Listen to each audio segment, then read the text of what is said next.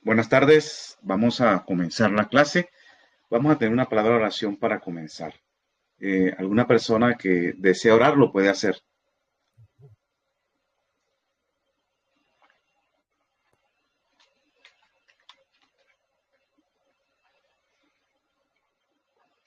Adelante, profesor. Hola, hermana. Oremos, por favor.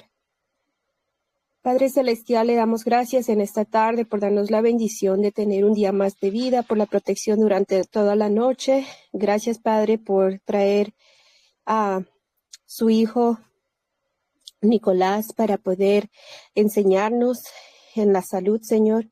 Por favor, si usted puede ayudarle en todo lo que usted le ha dado en conocimientos y en la sabiduría, Señor, que él pueda dar todo lo que él tiene y de igual manera bendecir no solamente a su persona, pero a todo su hogar y que su protección del cielo esté alrededor de su hogar y en todas partes que su familia se encuentre. Padre Celestial, también le pido la misma bendición para mis hermanos y hermanas que están reunidas en esta clase y que todo sea para su honra y su gloria. Todo esto se lo pedimos en el nombre de Jesús. Amén. Amén. Amén.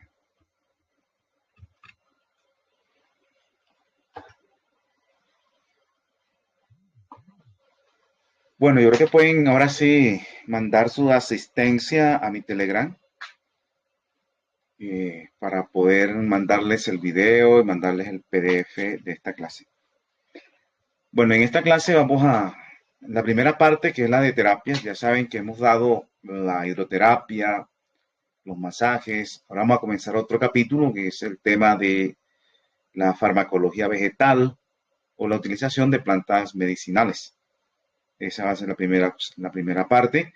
Y en la segunda parte vamos a estudiar, ya como comenzamos a trabajar el sistema inmunológico, vamos a ver el papel de la alimentación en el sistema inmunológico, lo que es la inmunonutrición. Así que vamos a compartir la pantalla. Esperen un momento. Quiero asegurarme de que ya está en grabación, sí.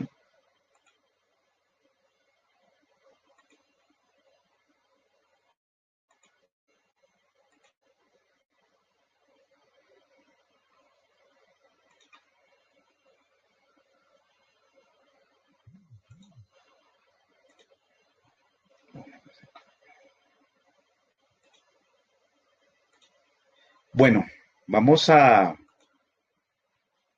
mirar el papel de la alimentación y el sistema inmunológico, lo que se conoce como inmunonutrición. Ahora, todos los nutrientes, incluyendo el agua y en su conjunto la dieta alimentaria, afectan la estabilidad del sistema inmunitario. En todas las etapas de la vida del ser humano, la alimentación afecta la estabilidad del sistema inmunitario. La inmunonutrición es la materia que trata el estudio de las interacciones entre la nutrición y la inmunidad en toda su extensión, es decir, el sistema inmunitario, las infecciones, la inflamación y la injuria o daño tisular. Entonces, es el papel que juegan los alimentos referente a cómo participan en las infecciones, inflamaciones, el daño tisular y la estimulación del sistema inmunológico, la depresión del sistema inmunológico. Los resultados epidemiológicos y clínicos sugieren que cualquier deficiencia nutricional va a alterar la inmunocompetencia e incrementa la susceptibilidad a padecer infecciones. Todos esos estudios que se hacen epidemiológicos a nivel clínico siempre están sugiriendo que cuando hay deficiencia en la nutrición va a alterar esa competencia del sistema de defensa y va a incrementar la susceptibilidad o no a padecer lo que son las infecciones. De modo que cualquier alteración en las defensas del individuo puede hacer sospechar sobre la existencia de una situación de malnutrición de mayor o menor gravedad o de algún tipo de deficiencia nutricional. Por otro lado, pues el hecho de que el sistema inmune depende de la disponibilidad de nutrientes se puede explicar por dos motivos. Vamos a ver cómo el sistema inmunológico depende de esa disponibilidad de nutrientes o no. Uno es la necesidad de sintetizar nuevas moléculas durante el desarrollo de la respuesta inmunológica, ¿ya? O sea, cuando el cuerpo está frente a una situación invasiva de algún microorganismo patógeno, se ve en esa necesidad de sintetizar o de elaborar, de producir nuevas moléculas, ¿ya? Nuevas moléculas que participan en ese proceso de respuesta inmune, y se necesita sintetizarla. ¿Y de dónde va a sacar, de dónde se saca la materia prima para sintetizar esas nuevas moléculas? Un ejemplo de eso es los aminoácidos, son necesarios para la síntesis de proteínas de fase aguda, ¿ya? Ustedes saben que inclusive muchos de estos elementos o moléculas que participan como anticuerpos también, ellos están compuestos de proteínas. Ahora, un segundo punto, ya vimos que el primer punto era que se necesita sintetizar sustancias, moléculas dentro del proceso de respuesta inmunológica. Otro punto es por la utilización de los nutrientes en los fenómenos de división y diferenciación celular, los procesos de mitosis, de meiosis, que ocurren durante la reproducción celular, que da lugar al ejército de células que atacan y eliminan el patógeno invasor. Entonces, como ustedes saben, cuando llega un agente patógeno invasor a nuestro cuerpo, se tienen que producir procesos de reproducción celular, porque células de defensas, las células de defensa tienen que reproducirse rápidamente para crecer en número y poder dar una respuesta efectiva frente a la invasión. Entonces, para ese proceso de división y diferenciación celular que ocurre cuando hay una invasión, se necesitan nutrientes. Esos nutrientes participan en esos fenómenos de división y diferenciación celular. Además, el sistema inmune está implicado en otras funciones, las cuales pueden alterarse por el desequilibrio nutricional o a causas relacionadas a la nutrición. ¿Cuáles son esas funciones que además, fuera de defender nuestro cuerpo, el sistema inmunológico participa? Entonces, esas funciones donde los alimentos también participan allí, es por ejemplo el mantenimiento de la homeostasis inmunológica. ¿Qué es la homeostasis inmunológica? El equilibrio, o sea, donde el cuerpo puede atacar efectivamente y donde las defensas puedan atacar de manera efectiva sobre el agente invasor o no ataque más de lo debido, como es en el caso de las enfermedades autoinmunes, donde las defensas están atacando el cuerpo o algunos órganos, ¿ya? Entonces, no debe atacar donde debe atacar y no debe de atacar donde no debe estar atacando. Ese equilibrio, lo que se conoce como homeostasis inmunológica, que ayuda en ese proceso. También en el retorno al equilibrio tras la respuesta disparada por las células inmunes, ¿ya? Lo que estamos más o menos diciendo. Cuando se dispara esa respuesta inmunológica, debe llegar un momento en que ya se frene y no siga atacando más, porque ya no hay necesidad. Entonces vuelve otra vez ese equilibrio y ya se calma el sistema inmunológico. Los alimentos participan también allí. Otro segundo punto es la comunicación bidireccional, que normalmente se establece con los sistemas nervioso y endocrino a través de los neurotransmisores y hormonas. Entonces, el sistema inmunológico se comunica, como lo vimos en las primeras clases en el triángulo homeostático, se comunica con el sistema nervioso, con el sistema endocrino, a través de neurotransmisores, hormonas y igualmente a través de células de defensas. Las citoquinas llevan información al sistema nervioso. Las citoquinas son células del sistema inmunológico. Igualmente, el sistema inmunológico llega información al sistema de defensa a través de neurotransmisores. Igualmente, con el sistema hormonal, a través de hormonas, hay interacción entre el sistema de defensa, que es lo que conocemos como el triángulo homeostático.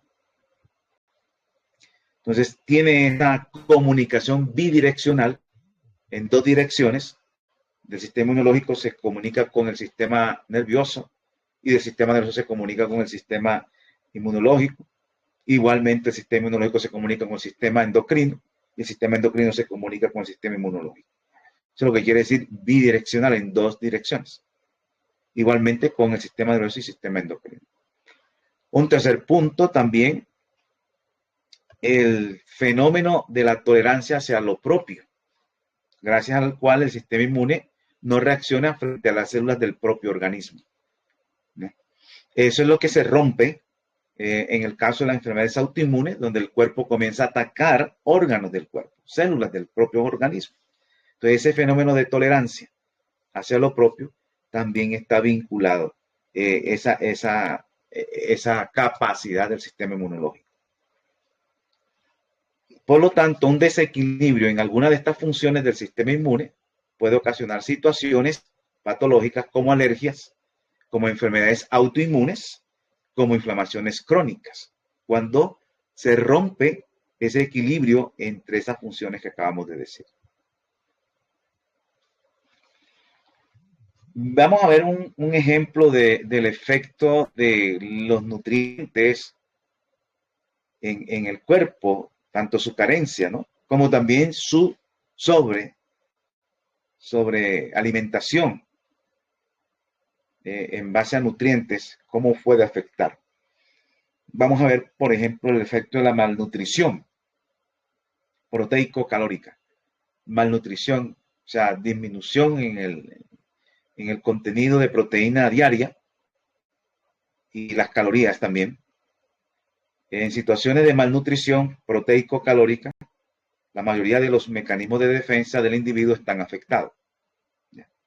Cuando una persona tiene malnutrición proteica, calórica, donde está vinculado bajo en proteínas, bajo en calorías, la mayoría de los mecanismos de defensa del individuo están afectados, incluyendo la respuesta inmune celular, la producción de inmunoglobulina A secretora, la función fagocítica, que es de los fagocíticos, de los fagocitos, el sistema del complemento, que ya lo vimos en la clase pasada, que era eso, y la producción de citoquinas, que son células de defensas, que también los vimos en la clase pasada. Entonces, todo eso, cuando una persona tiene una malnutrición proteico-calórica, está afectado todos esos mecanismos de defensa que acabamos de ver acá. También cuando hay una malnutrición proteico-calórica se observa una atrofia, o sea, un daño linfoide, una atrofia del tejido linfoide importante, donde hay una disminución del tamaño del timo y del vaso. El timo es este que está aquí y el vaso, los cuales participan del sistema inmunológico. ¿Ya? Entonces hay una atrofia de tejido linfoide en el timo y el vaso, disminuyendo también el número de linfocitos T maduros en circulación, porque los linfocitos T, por eso se llaman linfocitos T porque T de timo están relacionados con el timo. Linfocitos B es porque son los que están relacionados con el vaso, o se producen o se maduran en estos órganos. Entonces, cuando hay malnutrición proteico-calórica, se observan atrofias, disminución de tamaño de timo y vaso, que son órganos que tienen que ver con el tema de la inmunología. Asimismo, cuando hay estos procesos, se reduce la producción de algunas citoquinas, que son estas, como la IL-1, IL-2 y la IFN, LAGNA. Esto afectando a la capacidad de los linfocitos T para responder a esas citoquinas. ¿Ya?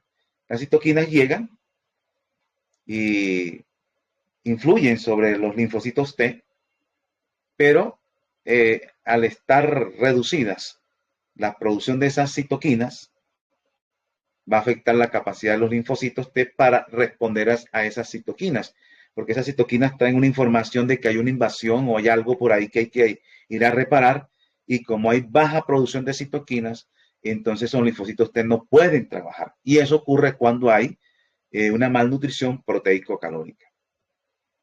Estas alteraciones se asocian con un riesgo aumentado de padecer infecciones, las cuales a su vez conllevan consecuencias o síntomas físicos que redundan en un empeoramiento del estado nutricional.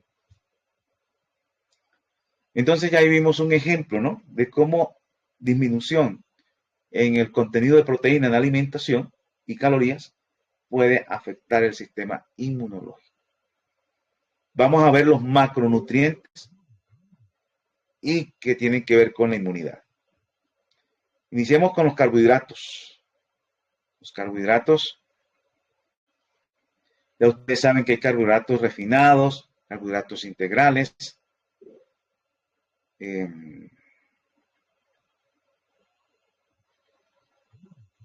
Miremos aquí, a nivel inmunológico, o sea, a nivel de defensas, juega un papel fundamental en la respuesta inmune celular. Es importante resaltar que todas las inmunoglobulinas y muchos factores del complemento se encuentran glicosilados, es decir, están unidos a carbohidratos. Entonces, resulta que a nivel de defensa, del sistema de defensa, las inmunoglobulinas, que son una serie de moléculas o de composiciones moleculares que son del sistema inmunológico, igualmente factores de complemento, que lo vimos en la clase pasada, ellos están glicosilados. ¿Glicosilados qué quiere decir? Están unidos a un carbohidrato. Aquí vemos unas inmunoglobulinas, estas que están viajando por acá. Recuerden que ellas llegan y se unen aquí a esta célula y la marcan. Queda como una banderita para saber dónde está afectada o cuál es el enemigo, ¿no? Entonces, ellas generalmente están con carbohidratos. Y este carbohidrato, si no está aquí, no va a funcionar bien la inmunoglobulina. De hecho, pues las cadenas de carbohidratos unidas a las proteínas cumplen varias funciones importantes, protegiendo a los péptidos de la acción de las proteasas y orientando hacia la ubicación de las sustancias extrañas o antígenos peptídicos en la sinapsis inmunológica. Bueno, resulta que nosotros tenemos aquí las proteasas. Las proteasas son unas enzimas que, como ven ustedes aquí, ellas les gusta, podemos decir entre comillas, comer. ¿Ya? Van a actuar produciendo una lisis o rompimiento de enlaces, en este caso peptídicos. Y tú sabes que las inmunoglobulinas están compuestas por proteínas. Entonces, esta unión del carbohidrato a la proteína se comporta como una defensa, como un escudo para que la proteasa no vengan a romper enlaces y a destruir esa inmunoglobulina.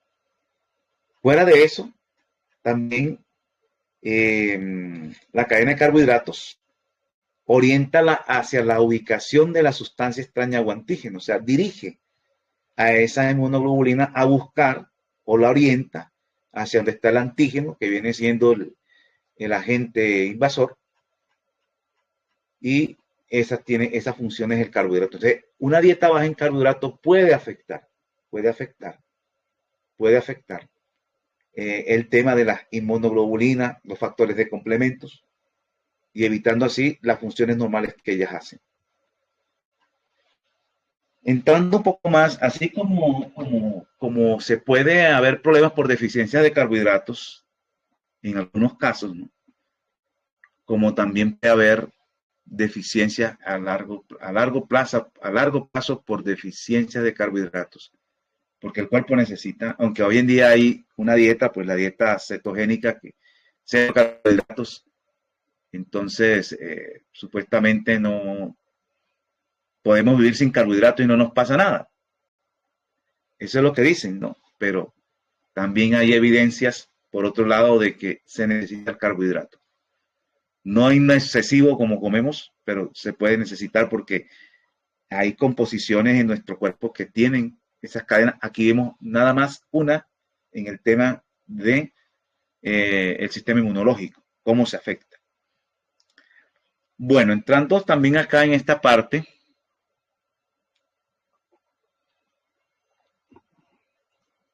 el estrés físico y la fatiga, cuando hay ese estrés físico y la fatiga, se producen un aumento en algunas sustancias, hormonas, por ejemplo, como el cortisol, la adrenocorticotropa, ACTH, las endorfinas, la prolactina. Cuando hay estrés físico y también la fatiga, se suben estas sustancias. Y estas sustancias están relacionadas con la modulación de la respuesta inmunológica. O sea, el cortisol, la adrenocorticotropa, la endorfina, la prolactina, ellas participan en modular, controlar, estabilizar la respuesta inmunológica. Entonces, cuando se suben, por decirlo así, demasiado, ¿qué puede ocurrir?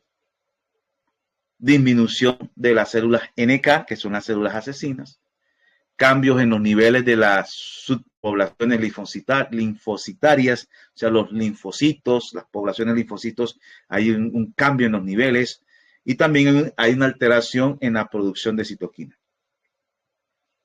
Entonces, en ese instante también ocurre unos niveles de glucosa en sangre.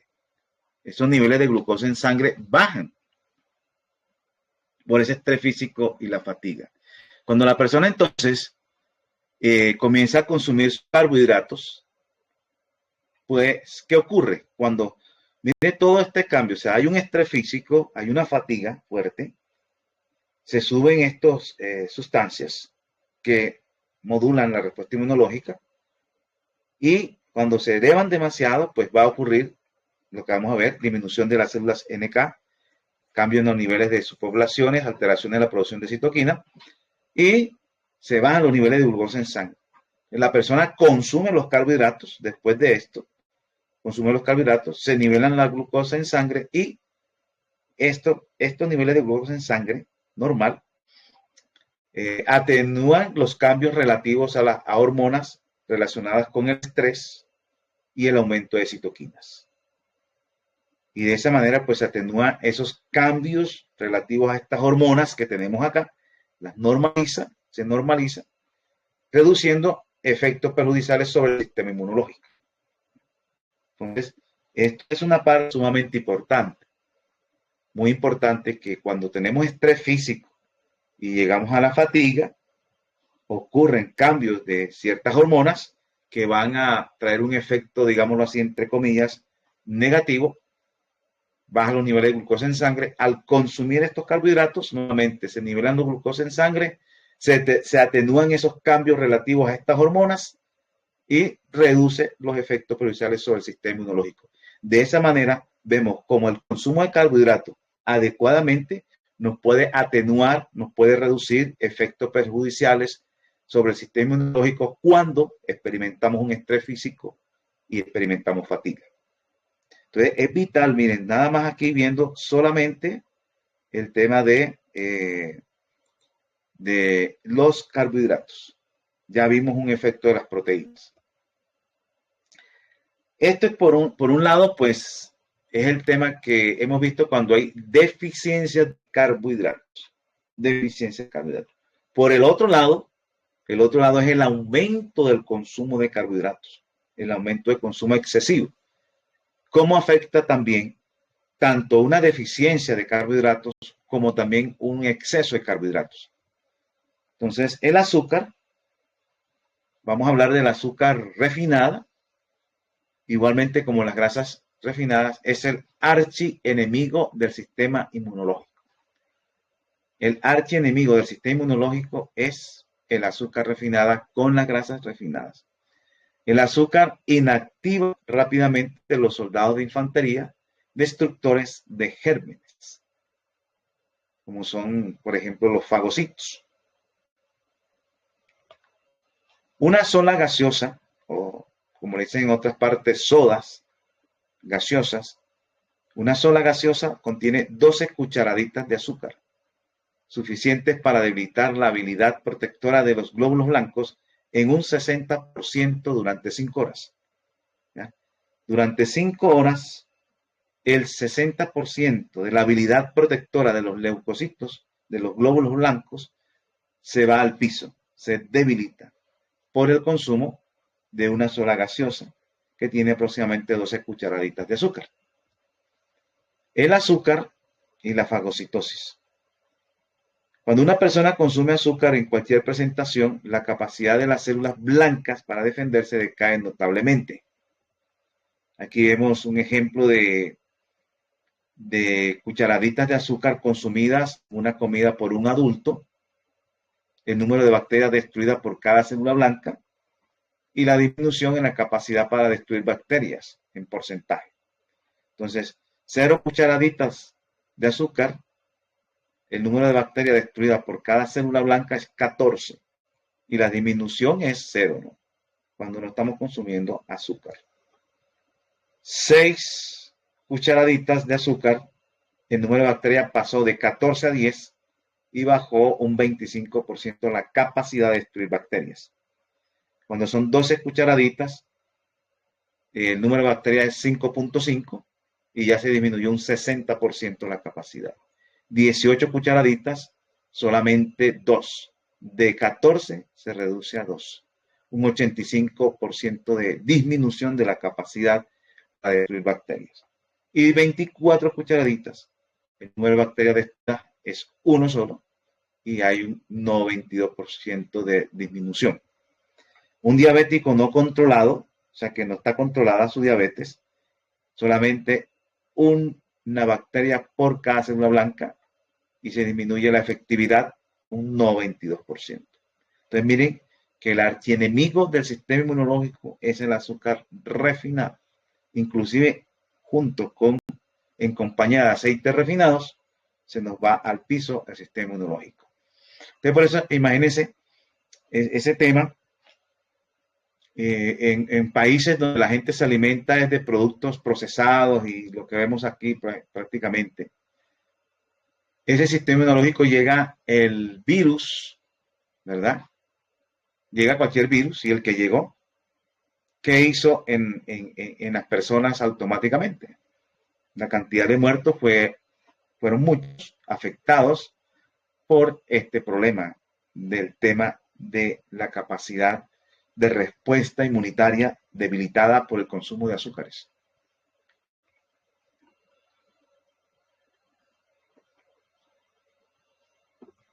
Vamos a ver ahora las grasas. ¿Cómo afectan las grasas al sistema inmunológico? Bueno, hay varias clases de grasas. Aquí vamos a ver 2 grasas que son los ácidos grasos saturados y los ácidos grasos insaturados. Cuando hablamos de ácidos grasos saturados es un término pues relativo a la química orgánica. Y los ácidos grasos son cadenas de carbono con características de ácido graso que tiene, bueno, la fracción de ácido carboxílico acá. Y cuando se dice saturado es porque los carbonos tienen 4 valencias. Y cuando todas están utilizadas, como en este caso, entonces, de manera que entre carbono y carbono hay enlaces simples. Este es un enlace simple. Entonces, si ustedes ven, solamente hay una rayita aquí, entre este carbono otra rayita, igualmente acá. Entonces, cuando tú miras toda esta cadena, que solamente es una sola rayita, un solo enlace que hay entre carbono y carbono, eso es saturado. O sea, están con todas las 4 valencias. Aquí no aparecen sino 2 en cada carbono, pero son 4. Aquí tendrá unos hidrógenos a los lados, un hidrógeno aquí, otro hidrógeno acá, y ahí están las 4 valencias. Están ocupadas las 4 valencias con diferentes tipos de átomos alrededor de este átomo de carbono. Si tomo como referencia este átomo de carbono, aquí tendrá un hidrógeno con una valencia y otra valencia con otro hidrógeno. Entonces, cada valencia tiene un carbono o un átomo diferente. Y aquí, bueno, aquí ya esta es la parte ácida, pero esto no importa, que aquí hay doble enlace. Ese es lo que da la característica de ácido graso. Ya. Ahora, el ácido graso insaturado es donde hay, por ejemplo, dobles enlaces entre carbono y carbono. Entonces, aquí hay un doble enlace. Este se llama un mono, que es 1 insaturado. Si hubiera otro doble enlace entre este y este, sería entonces un poliinsaturado, porque tiene varias insaturaciones. Las insaturaciones son los enlaces doble o triple en la cadena carbonada. Y los ácidos grasos saturados es enlaces simples, uno solo, entre carbono y carbono. Esa es la diferencia. Los ácidos grasos insaturados se pueden transformar en ácidos grasos saturados cuando se hidrogenan. Por eso hay unas grasas vegetales que son líquidas. Cuando las hidrogenan, le meten hidrógeno, entonces las saturan y se vuelven sólidas. Porque los ácidos grasos saturados, esa grasa saturada generalmente tiene tendencia a ser sólida. ¿Ya? Cuando se frita, cuando uno frita, se producen hidrogenaciones de los ácidos grasos insaturados y se transforman en ácidos grasos saturados. Por eso es que no podemos estar fritando tanto, porque vamos a estar consumiendo, si tenemos una alimentación rica en alimentos fritos, vamos a tener excesos de ácidos grasos saturados, así hayan sido fritados en un aceite vegetal o un aceite de grasa insaturada, pero esas insaturaciones pueden desaparecer, se pueden saturar debido al calentamiento y a la hidrogenación. Dentro de los ácidos grasos que llamamos insaturados, que tienen doble o triple enlace en la cadena carbonada, hay dos famosos, que es el ácido omega 3 y el ácido omega 6. El ácido omega 3 es el ácido alfa-linolénico y el omega 6 es el ácido linoleico. ¿Ya? Omega 3 y omega 6. Bueno, estas bolitas rojas son los carbonos. Estos son los enlaces. Es que hay un doble enlace, otro doble enlace y otro enlace. El omega 3 se caracteriza porque su primera insaturación o su doble enlace está en el carbono 3. Entonces, un carbono 1, carbono 2, carbono 3. Aquí está la primera insaturación, entonces este es el carbono 3. ¿Ya? Entonces este es omega 3. El omega 6 tiene su primera insaturación en el carbono 6. 1, 2, 3, 4, 5 y 6. Aquí está su primera insaturación. Ese es omega 6 y este es omega 3. Esa es la diferencia entre los dos en su composición. El uno es el ácido alfa-linolénico y el otro es el ácido linoleico.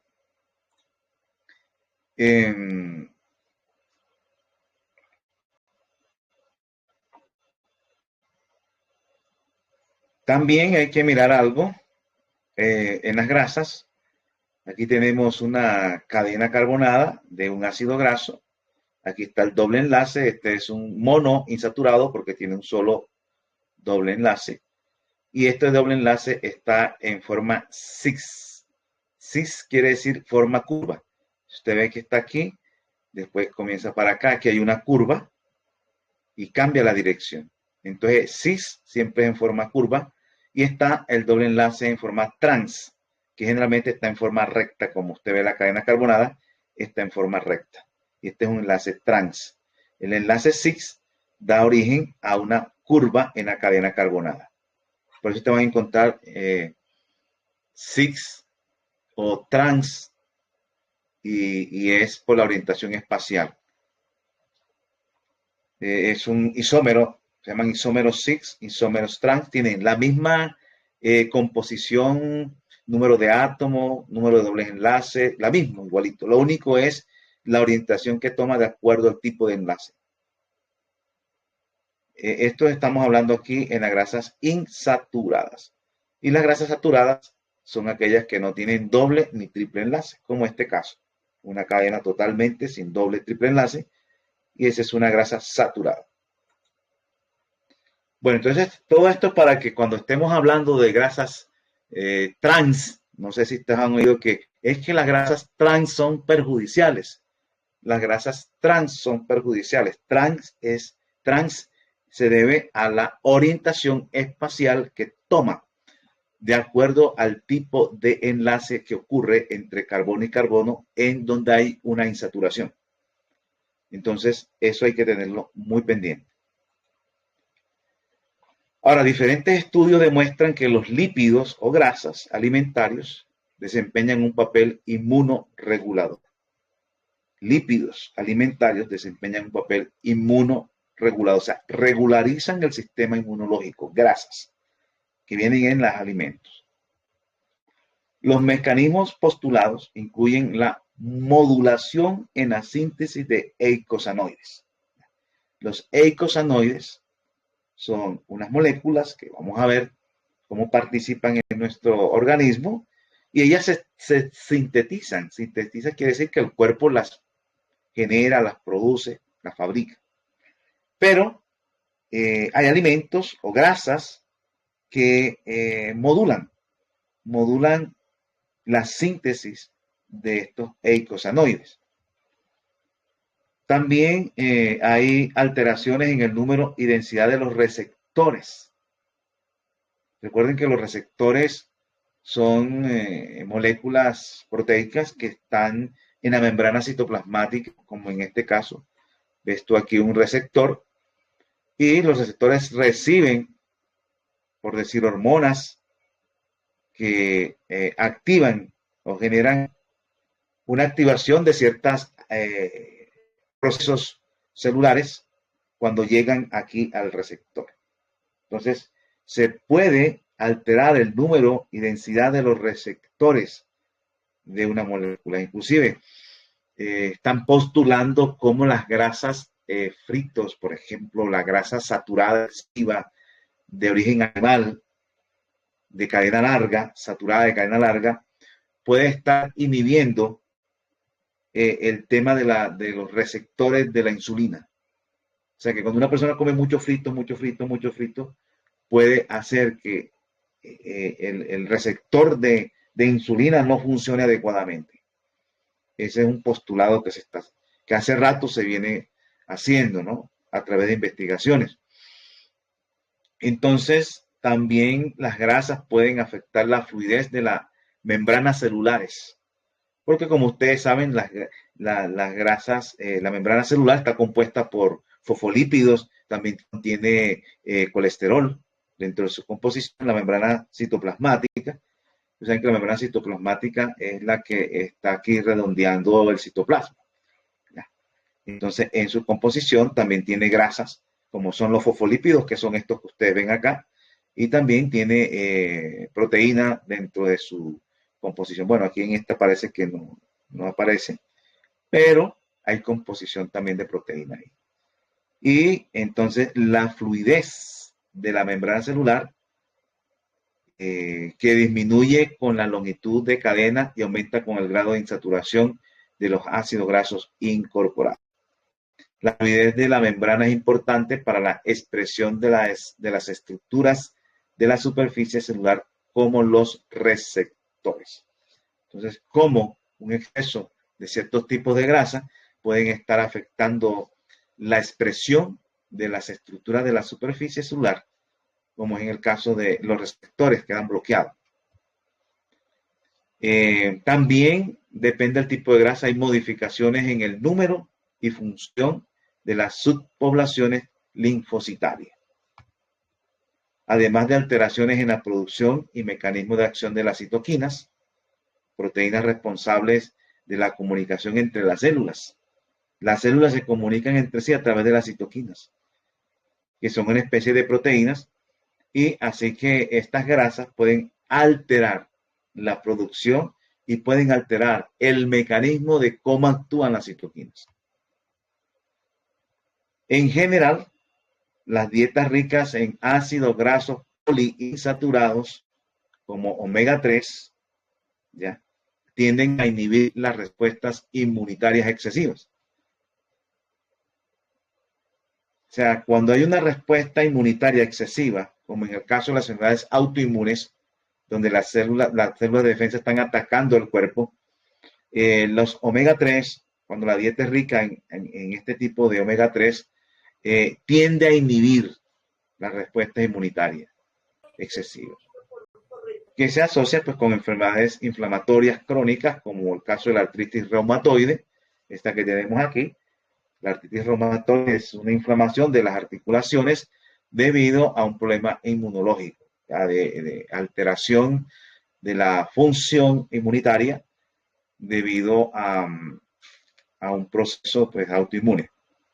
Sin embargo, hay que tener en cuenta que la respuesta inmune necesaria para proteger contra los patógenos no parecen ser afectadas negativamente. O sea, cuando hay una dieta rica en omega 3, tiende a inhibir la respuesta inmunitaria excesiva, pero no afecta para nada,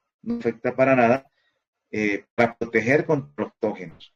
A veces no es afectada negativamente. O sea, se consume una dieta rica en omega 3 y disminuye de pronto o neutraliza cuando va a haber una respuesta excesiva de inmunitaria, pero no va a deprimir tanto del sistema inmunológico para que no pueda defendernos contra algún agente.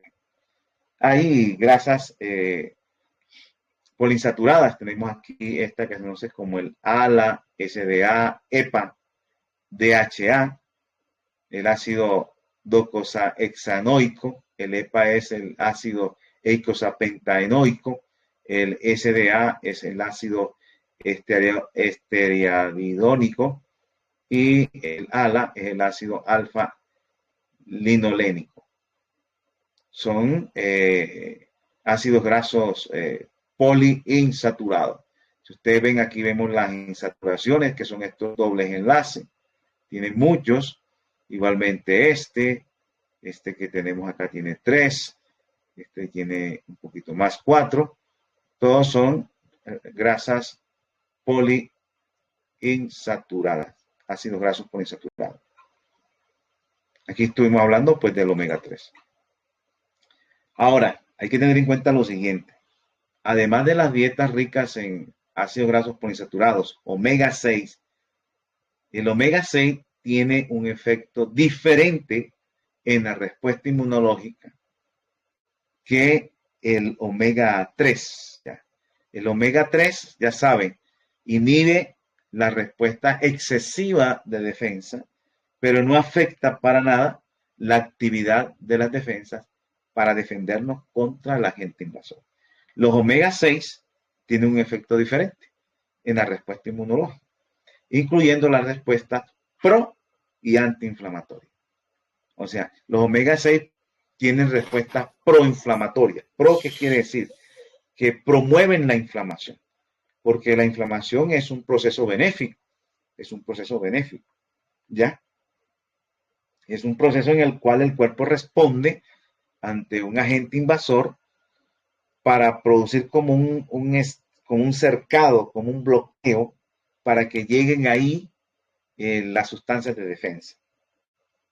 Entonces, esa respuesta inflamatoria, una respuesta proinflamatoria, la puede generar el omega 6. Tiene ese efecto.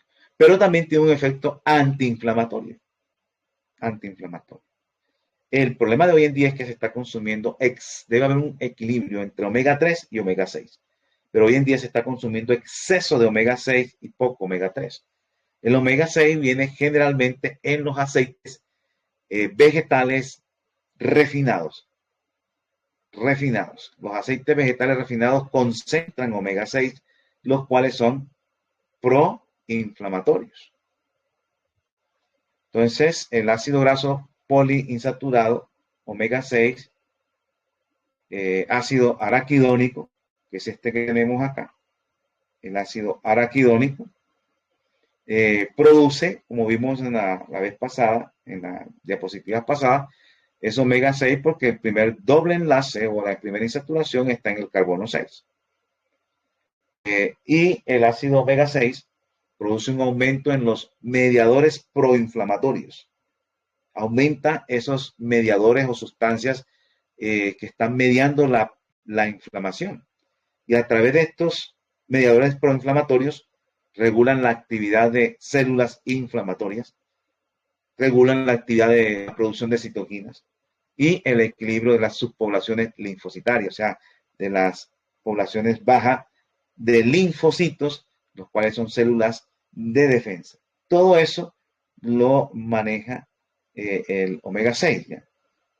Porque, el omega 6 aumenta los mediadores proinflamatorios y a través de ello es que se regula la actividad de la célula inflamatoria, la producción de citoquinas y el equilibrio de las subpoblaciones linfocitarias. Entonces, en términos generales, se considera que en general los ácidos grasos poliinsaturados omega 3 actúan como competidores del ácido araquidónico, que es el omega 6. Ellos son como competidores entre los dos. Pero debe haber un equilibrio entre omega 3 y omega 6, porque los dos se necesitan en su cantidad necesaria. Ahorita vamos a ver un poco más sobre eso. Ahora, los efectos inducidos por los omega 3 pueden ser utilizados como terapia en la inflamación aguda y crónica, así como en enfermedades que impliquen una sobreactivación inapropiada de la respuesta inmunitaria en general, en el caso, por ejemplo, de las etiologías autoinmunes. Entonces, por eso, siempre que hay inflamación crónica, por ejemplo, o aguda, pero más que todo la crónica, el omega 6 es uno de las primeras líneas que sale adelante en lo que hemos de utilizar para efectos inflamatorios. O sea, donde haya itis, una enfermedad que te diga itis, es un proceso inflamatorio, el omega 3 es, digámoslo así, el primer candidato a utilizar para que nos ayude a disminuir esa inflamación. Entonces, he utilizado en terapias de inflamación aguda y de inflamación crónica. E igualmente en temas de etiología autoinmunes, enfermedades autoinmunes como el lupus eritematoso sistémico, tipos de hipotiroidismo, artritis reumatoides, ahí podemos utilizar el omega 3. Y en otras patologías donde hay el omega 3 porque inhibe la sobreactividad del sistema inmunológico. O sea que está alborotadamente atacando y comienza a atacar el cuerpo. El omega 3 ayuda a reducir esa hiperactividad. En otras palabras, en temas de hipotiroidismo de tipo autoinmune, lupus eritematoso sistémico, que es en este caso que estamos viendo acá, y en artritis reumatoide, es una de las primeras opciones. Bueno, no es el tratamiento en general, nos va a ayudar a normalizar un poco esto. Ahora, el efecto de las grasas de la dieta va a depender del grado de alteración de la grasa ingerida y de la calidad misma. El efecto de la grasa de la dieta va a depender del grado de alteración de la grasa ingerida y la calidad de la misma. Bueno, yo viendo aquí que invertí la clase, ¿no? Primero era la de las plantas y después esto, pero bueno, me emocioné más con este tema y creo que lo di de primero, pero no hay ningún problema, no hay ningún problema. Ahorita ya comenzamos con la clase de las plantas medicinales. Entonces, el efecto de la grasa va a depender de eso, ¿no? Depende del grado de alteración de la grasa ingerida, cómo está alterada y la calidad de la grasa. Entonces, respecto al grado de alteración de la grasa ingerida por el ser humano, puede estar alterada por diversos motivos. La grasa no viene como naturalmente viene, como por ejemplo el proceso culinario, ya que el calentamiento, como puede ser la fritura, afecta la composición de la grasa alimentaria. O sea, el fritar ya vimos que las grasas insaturadas se transforman en saturadas. Vamos a ver algunos ejemplos acá, como las grasas que se modifican por algunos procesos culinarios, cómo nos pueden afectar. Por ejemplo, Cuando se está fritando, se producen procesos de oxidación. Por ejemplo, la autooxidación de ácidos grasos y oxidación por manipulación culinaria, como la que está viendo, es un proceso especialmente relevante al formarse peróxidos lipídicos y otros derivados oxidados, que van a afectar la respuesta inmune en distintos niveles, bien provocando daños linfocitarios, o sea, daño a nivel de los linfocitos, alterando respuestas mutagénicas de esplenocitos. Los esplenocitos son también sustancias de defensas que ellos mutan. Hay unas respuestas mutagénicas, alteran esas respuestas de cambio, se alteran y comienzan a haber problemas aquí con los esplenocitos. O bien también pueden afectar o inhibir la síntesis de ADN por los timocitos. Saben que los timocitos son linfocitos T en desarrollo. Está en el timo, que es lo que vimos que estaba aquí detrás de la escápula. Está el timo y ahí están los timocitos, que son los jóvenes o los niños que se van a transformar más adelante en el adulto, que sería el linfocito T. Entonces los timocitos son linfocitos T en desarrollo. En resumen, cuando usted frita un producto, esa grasa de origen puede ser vegetal, va a ocurrir una oxidación, una oxidación provocando peróxidos lipídicos y otros derivados oxidados que vienen ahí y van a provocar eso. Daños de los linfocitos, una alteración en la respuesta mutagénica de los linfocitos, daños también en los, sí, en los plenocitos, y también inhibiendo la síntesis de ADN en los timocitos. Y eso va a impedir pues que se transformen en linfocitos T en desarrollo. De esa manera, excesos de grasas, de frituras, nos pueden estar dañando nuestro sistema de defensa. Por otro lado, el omega 3 que viene o la grasa que viene en el maíz, así como usted lo coge, lo cocina, bueno, depende de las diferentes culinarias que se pueda hacer. Aquí en Colombia utilizan la arepa, otros se lo cocinan así, se lo comen. Esa grasa que viene ahí no es problemática. El problema es cuando ya del maíz comienzan por procesos, diferentes procesos de destilación y procesos químicos, comienzan a extraer ese aceite de maíz, ¿ya? Y entonces se concentra el omega 6 que está ahí y los aceites de semillas con mayor riqueza de omega 6, como es el ácido linoleico, son los más vulnerables a la autooxidación. O sea, un aceite sacado de maíz de esa manera, espérenme un momento, aquí.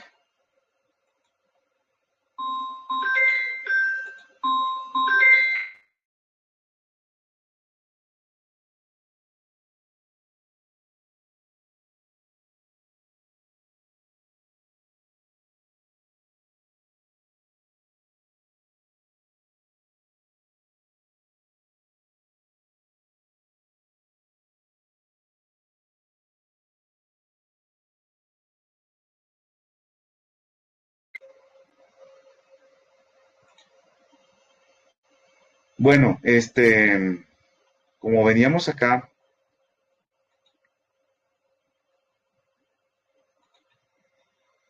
esos omega 6, cuando se extraen de esta manera en forma de aceites comerciales, son cuando están dentro del maíz, ellos están protegidos de la oxidación. Cuando ya se exponen al aire, por decirlo así, al oxígeno del aire, comienzan a tener problemas de autooxidación, se van oxidando, porque otra cosa es la oxidación cuando lo están fritando y otra cosa es al contacto con el aire. Entonces se oxidan y provocan pues todos esos fenómenos que hemos visto. Y los dobles enlaces también pueden transformarse, desaparecer y saturarse en ese proceso.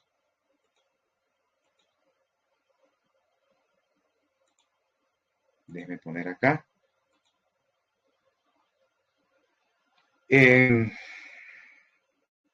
Y como vemos, pues eso también, ese uso excesivo de omega 6 puede provocar esa depresión de la actividad de macrófagos en la iniciación de la respuesta inmune. O sea, cuando comienza la respuesta inmunológica que va a atacar, se deprime, o sea, la actividad de los macrófagos se va al piso, no funcionan bien. Cuando la dieta también es deficiente en ácidos grasos esenciales. Eso hay que tenerlo en cuenta.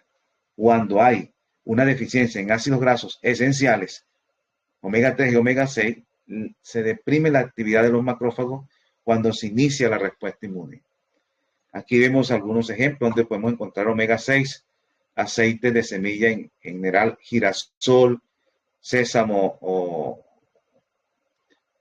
ajonjolí, soya, maíz, cacahuate. Ahora, si usted consume el sésamo, la semilla de girasol, la soya, el maíz, el cacahuate, ahí viene su omega 6 que no viene excesivamente. ¿Ya? El problema es cuando usted utiliza los aceites extraídos de allí, es donde ahí tenemos el problema. Ya hay una concentración de esos aceites. Nosotros podemos utilizar nuestros aceites dentro de como viene en la naturaleza. Ahora, no quiere decir que no podamos utilizar un aceite de girasol o de soya, pero cuando el excesivo consumo de eso es donde tenemos el problema. Entonces tenemos que, si vamos a aportar nuestras grasas benéficas, debe ser ojalá a través del alimento en sí como tal. También a los alimentos elaborados con esos aceites de girasol, de todo eso, fritos, cheese, snacks, pasta, etcétera, aguacate, semilla y frutos secos tienen también su omega 6, pero si tú comes tus frutos secos no hay ningún problema. Como tal, el problema es cuando uno está consumiendo los productos extraídos de manera química o de manera, perdón, por procesos industriales de esa manera. El omega 3, pues conocido porque está en los pescados azules, las nueces tienen omega 6, la semilla de linaza, la semilla de chía tiene omega 3, en menor en cantidad que las anteriores. Tenemos las legumbres, semillas y frutos secos, también tienen omega 3, pero en menor cantidad. Entonces, ahí podemos aportar nuestro omega 3 con nuestro omega 6. En un momento hoy quiero mirar. Bueno, vamos a terminar estas dos diapositivas y dejamos la clase ahí porque ya toca comenzar con la otra. Se ha visto cómo los injertos, cuando le colocan una piel de otra persona que no es la suya, hay un rechazo aumentado a injertos con dietas deficientes en ácidos grasos esenciales. ¿Ya? Y por el contrario, supervivencia de injertos tras suplementación con ácido linoleico. En general, los ácidos omega 6, en especial el ácido linoleico o omega 6, en general los ácidos grasos poliinsaturados, ¿no? En general, pero especialmente el omega 6, aumenta la actividad de todas las células inmunocompetentes, mientras que los ácidos grasos poliinsaturados esenciales, omega 3, el eicosapentaenoico o el EPA y el docoesanoico o DHA, la disminuyen cuando están excesivamente aumentadas. Ya. Entonces, esto te consumes omega 3, te van a disminuir las células inmunocompetentes cuando están excesivamente aumentadas, pudiendo provocar enfermedades autoinmunes. Entonces, el omega 3, en términos generales, es eso. El omega 6 aumenta la actividad de las células inmunocompetentes. Entonces, tenemos que tener un equilibrio, que es la clase siguiente, ácidos grasos en equilibrio, omega 6 y omega 3. ¿Cómo tenerlos en equilibrio? Ahí lo vamos a ver en la próxima clase. Bueno, vamos a seguir ahora con el tema de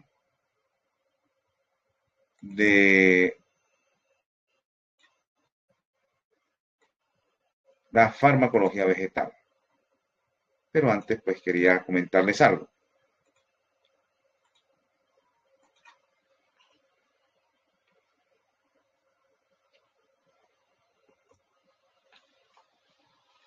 Bueno, como les he dicho en este espacio de terapias naturales, ya hemos visto la hidroterapia, hemos visto el carbón, hemos visto los masajes. Ahora vamos a entrar en el capítulo de las plantas medicinales. Bueno, voy a tratar de ser un poco... El tema de las plantas medicinales es muy profundo, la farmacología vegetal es muy profunda. Mi sueño es hacer un curso de farmacología vegetal, aparte del curso de naturopatía, porque es bastante amplio, así como hicimos el curso de bioquímica. Hicimos un curso de bioquímica con alumnos anteriores, porque querían conocer un poco más esa parte. Y el plan también es en un futuro hacer un curso de farmacología vegetal, pero bien más profundo, porque es toda una ciencia completa. Pero hay que saber química, hay que saber química orgánica, química inorgánica, y también hay que aprender ahí se estudia también de farmacología normal, o sea, cómo actúan los principios activos que tienen las plantas, ya, porque los fármacos, los primeros fármacos se sacaron cogieron una planta que servía para una enfermedad y comenzaron a buscar la composición química, qué químicos tenía dentro, qué fitoquímicos tenía. Entonces, hasta que descubrían cuál era el que tenía la acción farmacológica. Y comenzaban en un laboratorio, a sintetizar, o sea, a elaborar esa sustancia que estaba en la planta y de esa manera entonces la empaquetaban en algún comprimido o alguna forma farmacéutica y de esa manera entonces la podían vender y generar dinero, porque vender plantas medicinales, pues puede ser que sí se consiga algo de dinero, pero ya elaborando los medicamentos en un laboratorio, pues se patenta y ya eso es otro nivel económico, es otro tema aparte. Mientras que las plantas no se pueden patentar, pero sí, así comenzó la medicina química a partir de las plantas medicinales. Sino que se fue olvidando todo eso, se fue olvidando y después quedó las plantas medicinales como de los charlatanes o de los brujos o de los, ¿cómo es que le dicen? Hierbateros. Y así quedó el tema de las plantas medicinales en un nivel por allá como de ignorancia. Ahora se ha tomado un rumbo nuevo, buscando más las plantas medicinales y haciendo algunos preparados farmacéuticos como extractos, comprimidos, sin sacar el principio activo, sino utilizando completamente la planta. Porque acá en las plantas pues se tiene que el principio activo, muchas veces el principio activo lo sintetizan y lo aplican y no funciona. Pero cuando está dentro de la planta sí funciona. ¿Por qué? Porque no solamente en la planta está el principio activo, sino componentes fitoquímicos otros que actúan en sinergismo con el principio activo. ¿Qué quiere decir eso? Son acompañantes que si no están, el principio activo no funciona. Y si están allí, entonces funciona. Entonces toca utilizarlo en forma de infusiones, en forma de cocimientos, en forma de, bueno, de tinturas que lo sacan a veces o de extractos. Y de esa manera, pues ya se vende el producto de una manera más natural, podemos decirlo un poco más. De ahí, pues, es una ciencia bastante compleja.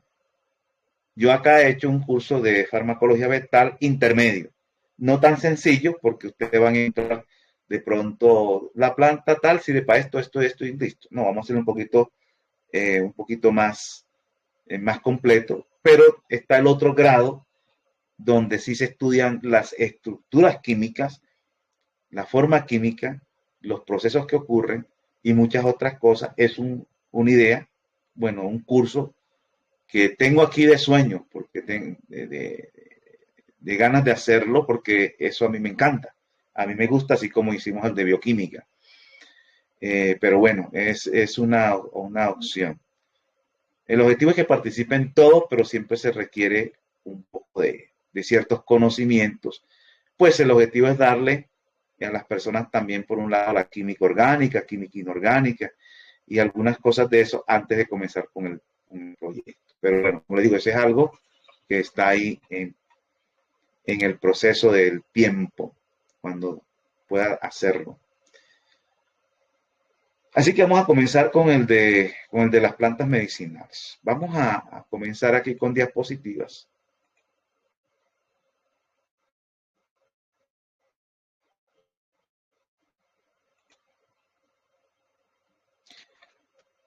Bueno, yo he colocado aquí farmacología vegetal porque es el término el técnico de realmente farmacología vegetal.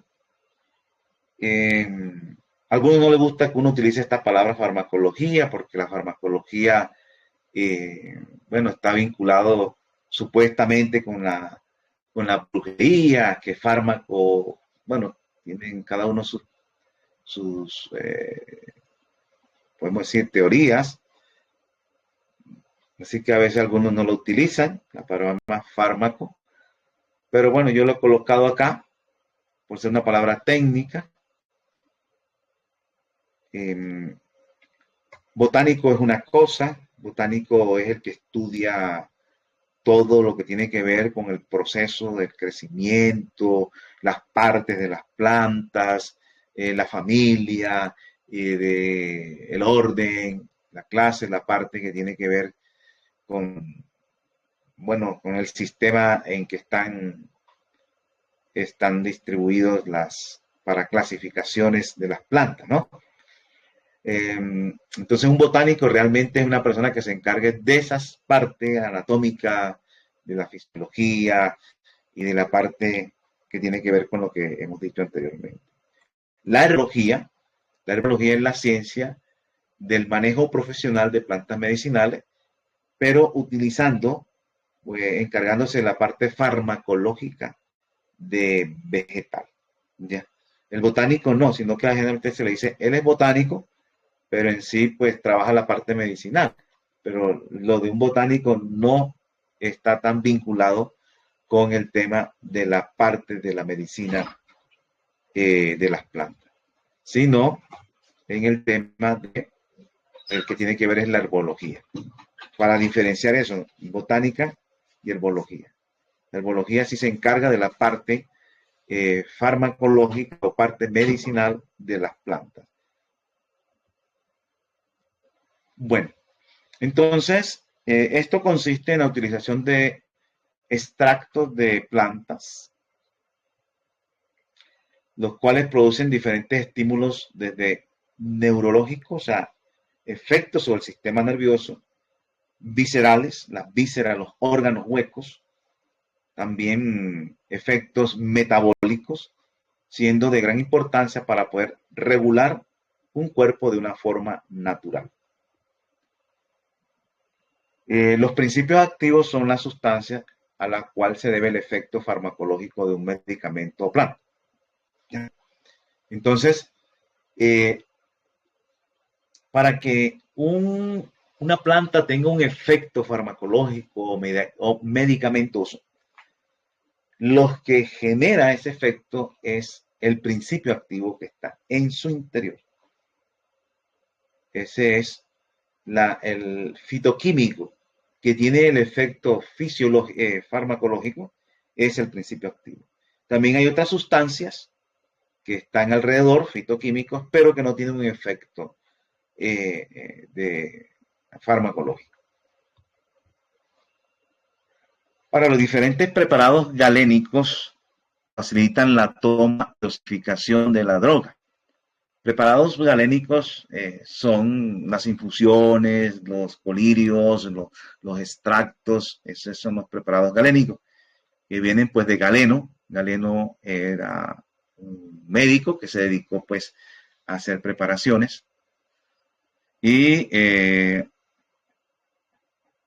esos preparados facilitan la toma y la dosificación de la droga.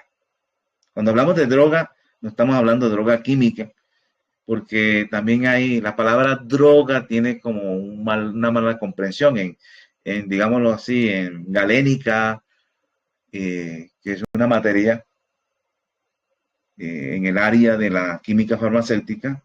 Droga es cualquier material vegetal, animal que tiene un efecto farmacológico. Esa es una droga. Puede ser de origen mineral, puede ser de origen vegetal, puede ser de origen animal. ¿Ya? En el caso de nosotros nos estamos refiriendo a los de origen vegetal. Eso es una droga. Por eso dice, facilita la toma y dosificación de la droga. Inclusive puede ser sintético también. Eso es una droga.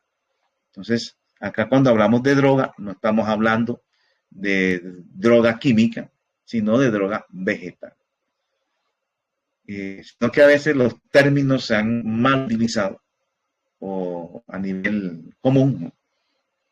Entonces, se utilizan para drogas vegetales que posean baja actividad farmacológica. Extractos, infusiones y tinturas son algunos de los preparados galénicos más utilizados en fitoterapia. Extractos, infusiones y tinturas. Ahora, las tinturas utilizan alcohol. El tema del alcohol, pues, es muy relativo. Yo no utilizo tinturas, pero no quiere decir que si una persona, la dosis son 2 goticas de la tintura, la cual tiene alcohol y tiene el soluto ahí, el principio activo. Yo creo que porque se toma 2 o 3 goticas, ya va a ser un daño a nivel del cuerpo o eso, no lo creo. Como decía esta mañana, hay algunas, inclusive frutas que uno consume y tienen alcohol. El alcohol está en la naturaleza, todo, está en forma de polialcoholes también. Entonces nosotros estamos consumiendo alcohol, sino que no nos damos cuenta. Pero el problema es la dosis es lo que trae los problemas. Pero vuelvo y repito, yo no utilizo tinturas, ni recomiendo, ni receto tinturas, porque hay otras formas que podemos hacerlo, pero no por eso quiere decir que yo crea que es perjudicial que una persona tome tintura. Ahora, por el otro lado, con formas farmacéuticas como cápsulas, comprimidos, jarabes, pomadas, etcétera, se consigue mejorar la presentación de la droga.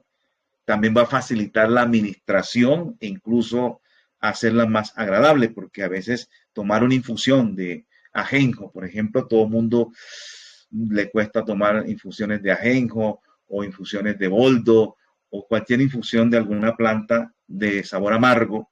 Hay gente que no es capaz y utilizando otras formas farmacéuticas como las cápsulas comprimidas. Ahora, hay también cápsulas para veganos, ya hay cápsula para veganos, entonces hay productos que vienen con eso. Bueno,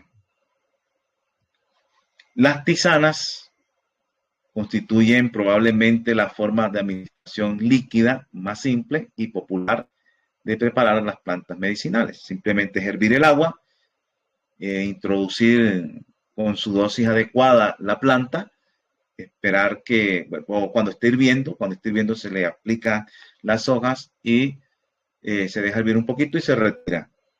Se pone a enfriar y se pasa y se cuela y esa es la forma más simple y popular de administraciones de manera líquida de las plantas medicinales. Entonces, como vimos, las tisanas son el resultado de la acción del agua sobre los productos vegetales para prepararlas y se suele recurrir a uno de los siguientes procesos extractivos, o sea, para extraer los principios activos. Para eso se utiliza en el agua, para extraer los principios activos. ¿Cuáles son las tisanas? Bueno, las tisanas tenemos la infusión, tenemos la decocción, tenemos la maceración. Esos son 3 tipos de tisanas: infusión, decocción y maceración. Por cualquiera de estos procesos se obtendrá una solución acuosa, extemporánea, que debe ser consumida inmediatamente. O sea, no se debe guardar para días y días por ser un medio óptimo para el desarrollo de microorganismos. Se debe consumir en el día, se guarda y se va tomando en el día. No tratar de guardarla por varios días allí. En ella se pueden agrupar varias drogas, unas activas y otras coadyuvantes y correctoras. Bueno, las sustancias coadyuvantes son los fitoquímicos que van dentro de la planta que acompañan al principio activo. El principio activo es un fitoquímico que tiene la acción farmacológica, pero las sustancias acompañantes que no tienen acción farmacológica, pero que sin la presencia de ellas no se activa o no actúa al principio activo, son sustancias coadyuvantes que van ahí al lado. También hay sustancias correctoras. Y ellas están ahí con el fin de potenciar su acción y corregir también los efectos adversos que pudiera tener algunas de las drogas que forman parte de su composición. Ahora, las tisanas principalmente se utilizan por vía oral.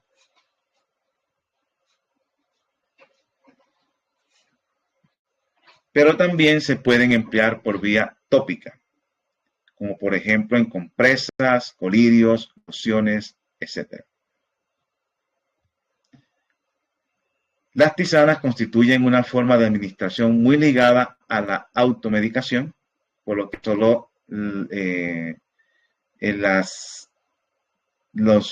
las plantas que contienen principios activos con un margen terapéutico amplio son adecuadas para ser usadas en forma de tisana.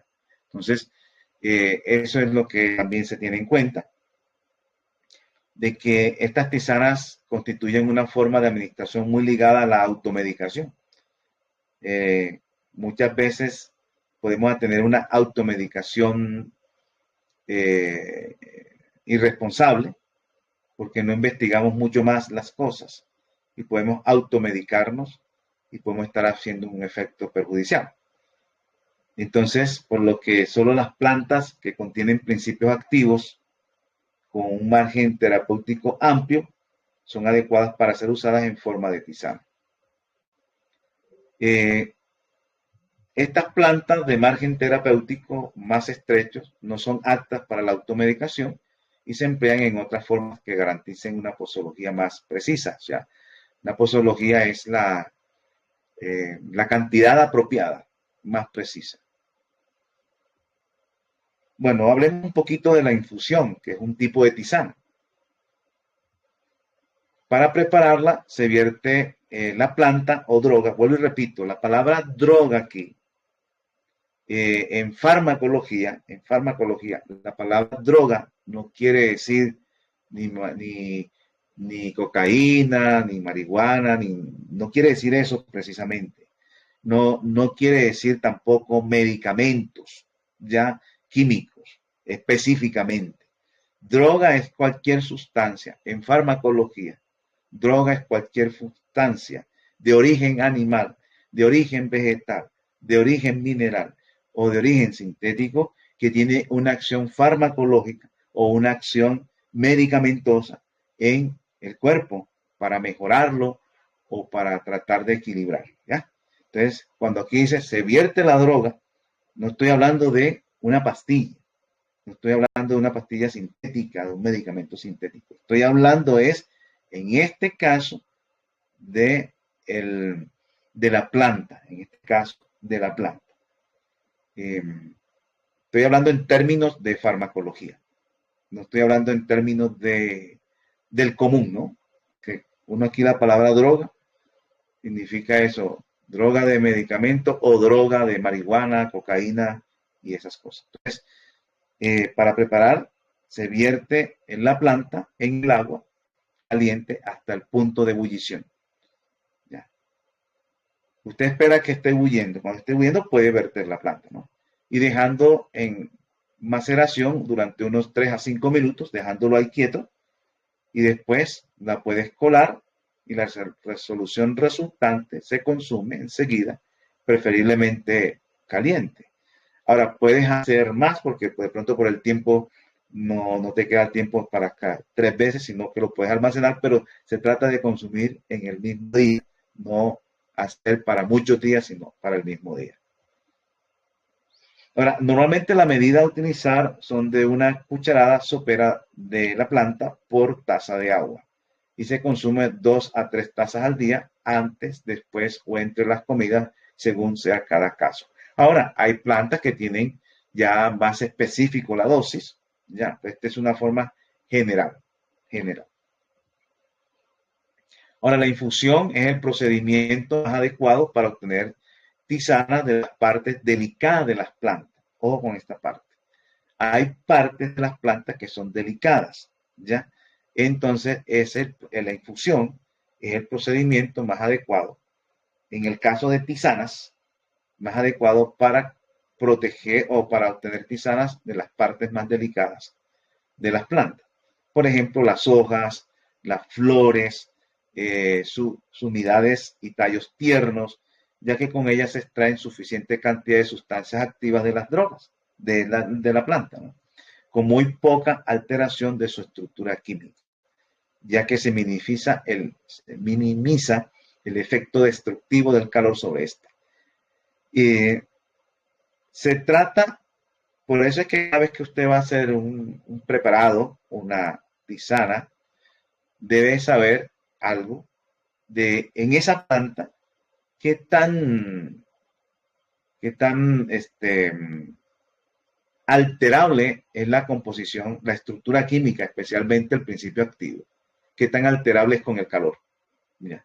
Entonces, hay algunas plantas que su principio activo se altera fácilmente con el calor. Entonces, la infusión es el procedimiento más adecuado para evitar que haya un daño. Solamente se calentó el agua a punto de ebullición, se agregó, se dejó unos 2, 3 minutos, 4 o 5 minutos, y usted ya baja, reposando, lo deja, usted pone a hervir el agua, cuando esté hirviendo, usted agrega, baja, le quita el calor y deja unos 5 minutos ahí, cuelas, ¿ya?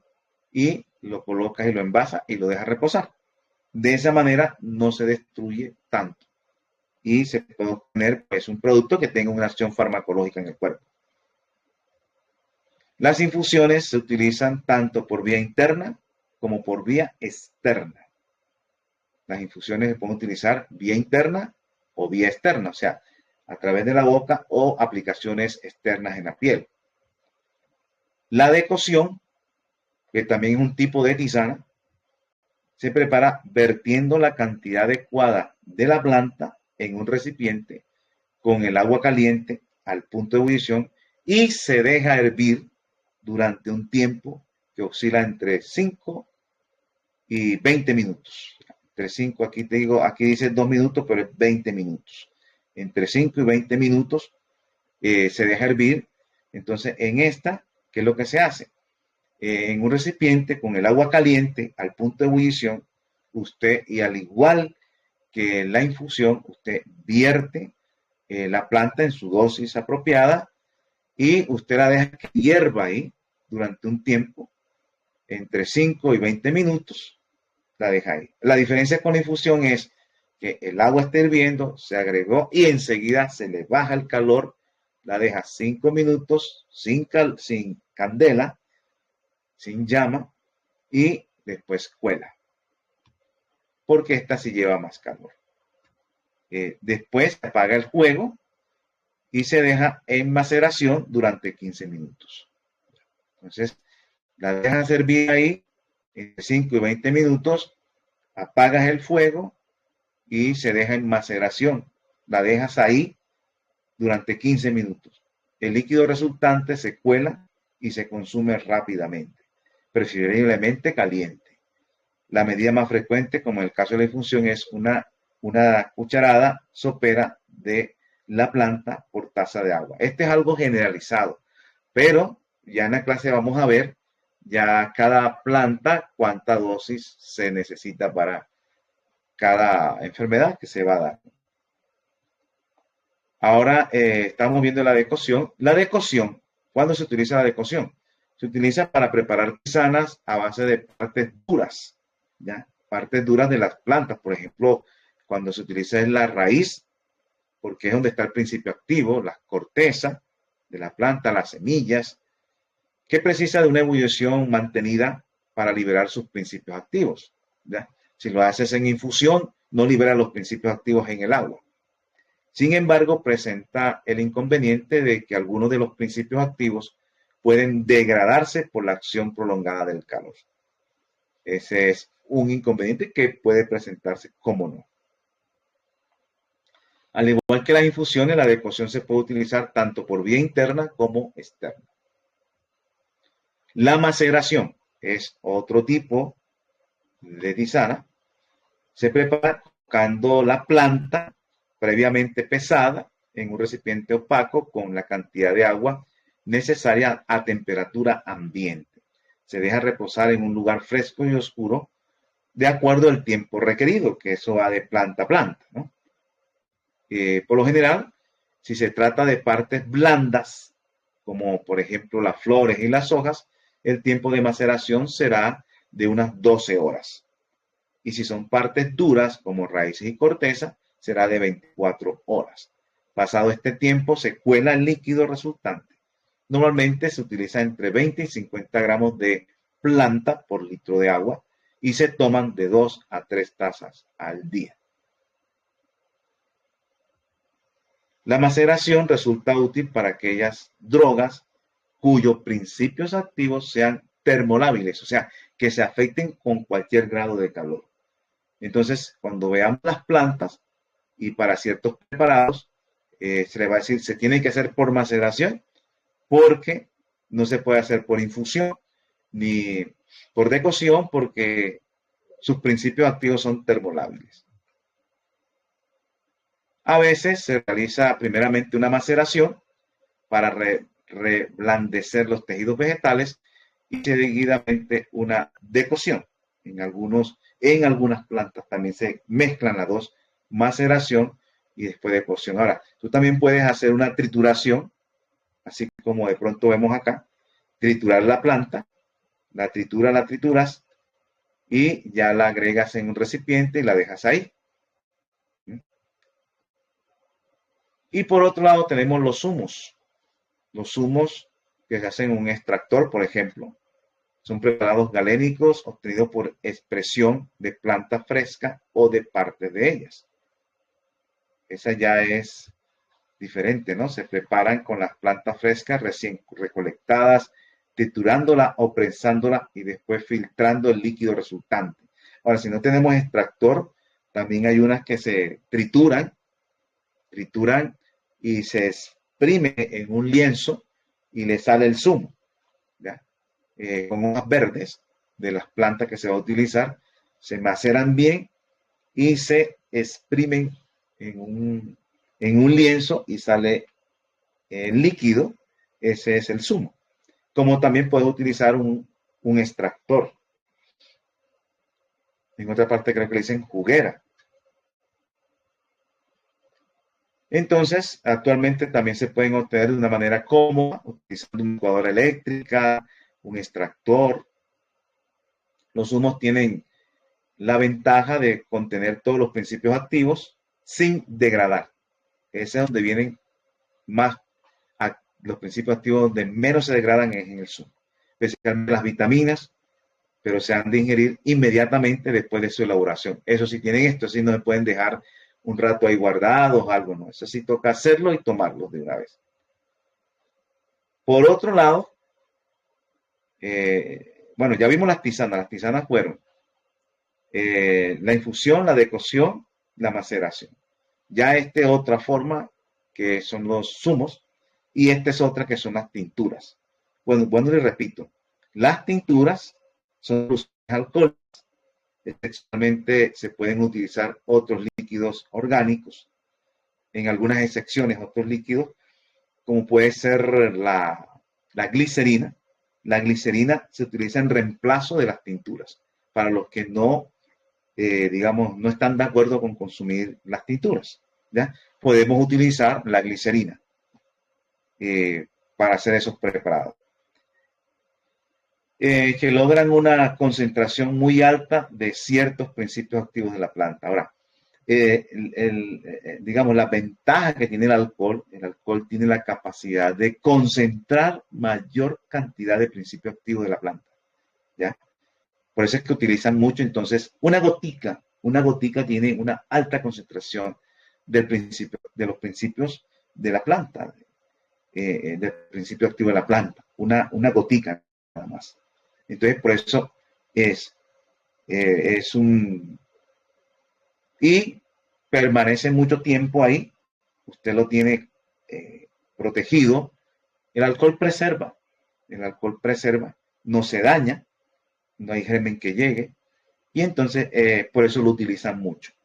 Porque primero, una sola gota concentra mucho principio activo con relación a una tisana, una infusión, por la comodidad de mantenerlo ahí, no tiene que estar constantemente haciendo todos los días, por eso muchos lo utilizan. Hay otro que es la glicerina, pero el alcohol es el que más principio activo puede mantener en esto. ¿Se prepara cómo? Bueno, dejando macerar la planta desecada y triturada en alcohol. Ahora, no es alcohol, metílico, utilizan es alcohol etílico. ¿Ya?